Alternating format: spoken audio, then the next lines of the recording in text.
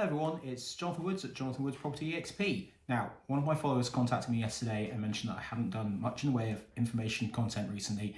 So my apologies for that. I've been actually very busy with a number of different new instructions that have come to market, but quite rightly, yes, need to make sure that we're keeping our followers up to date with current information.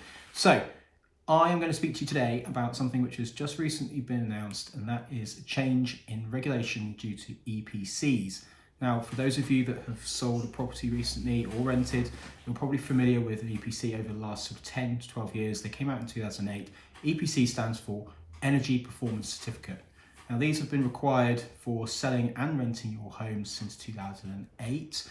You may have noticed them again if you've not been involved in selling property recently, that they are on a lot of things. There are electrical appliances. There's coloured graphs that give an energy rating for that appliance, and in this case, the energy rating for your home. They will come and range from, in property, from a G all the way up to A. And when they first came into existence, people didn't really pay much attention to them. They were more of a burden for agents, an expense for either the vendor or for the landlord. But really, in terms of marketing, they weren't really looked at. They have been required for all sales and for all rentals since 2008. But then there was a change in legislation in 2018, which then required not vendors for selling, but for renting, that all rental property had to come in above an E rating. Now, for the majority of listings that I've dealt with in London, that hasn't proven too much of a problem. Most of the properties will come in at D or above. I've had one or two that have come in with E's, and they're quite easy to get up to D. Usually just requires changing a couple of lights. I know that there's been quite a number of problems with listed buildings out in the country, with very old buildings that haven't been able to meet that requirement. I think there was a workaround for that. But within London, it's not been too much of a problem.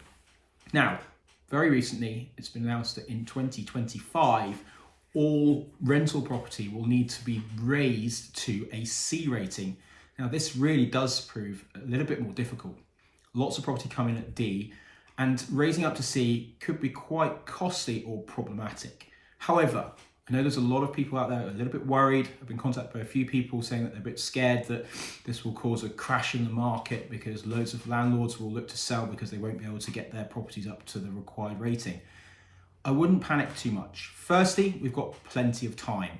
2025 is when it's earmarked to come into legislation. It's now coming into 2022. So we've got 3 years to prepare for this.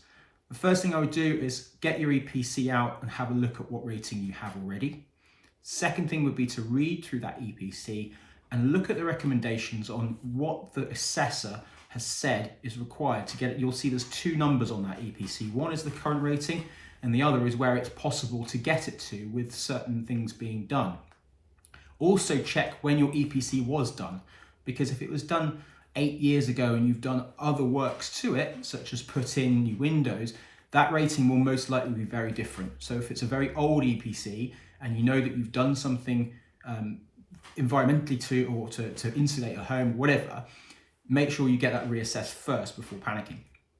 If you read through that, a lot of the D ratings, I've got 3 properties at the moment, all of which are rented out, all of which are on D rating. I've read through them. One of them, very simply, is just recommended changing a couple of lights into energy saving bulbs, and that will bring it up to a C. One of them will require some new windows. Now, if you're a D rating and you're trying to get to C, then normally you're looking at something like lighting changes. If you're an E rating, it's most likely going to be windows or loft insulation.